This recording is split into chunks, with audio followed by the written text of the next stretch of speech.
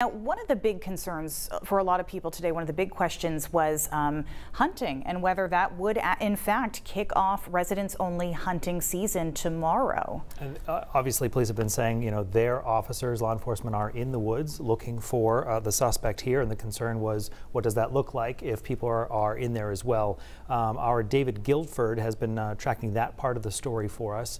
We believe he is live with us tonight. Yes, good evening, Brian and Amanda. The sun has nearly set over the Androscoggin River just to my right, and when it comes back up, fall rifle hunting season will begin in Maine. But according to the Maine State Police, that will not be the case for 4 communities here in the local area. Public Safety Commissioner Michael Soschek announced just moments ago in that press conference that we carried that the city of Lewiston and the towns of Bowdoin, Lisbon, and Monmouth, people would not be permitted to hunt by any means in those towns and city until further notice. He did not put an end date on that. He said until further notice.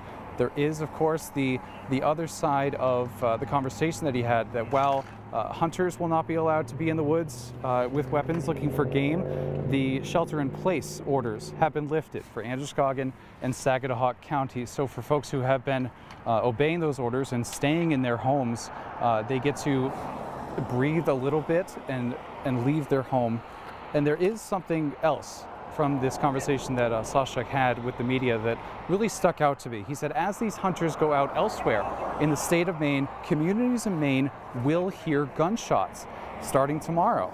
And he asked that concerned residents consider where they are and the conditions that they're under before calling 911 when hearing those gunshots. Obviously, the state of Maine is traumatized by these events, and there are going to be thousands and thousands of people walking in the woods with weapons, lawfully looking for game. And he asked to check for an additional piece of evidence that might clue you into the fact that this is not just a normal hunting gunshot that you hear, but one that is potentially dangerous and needs the attention of police.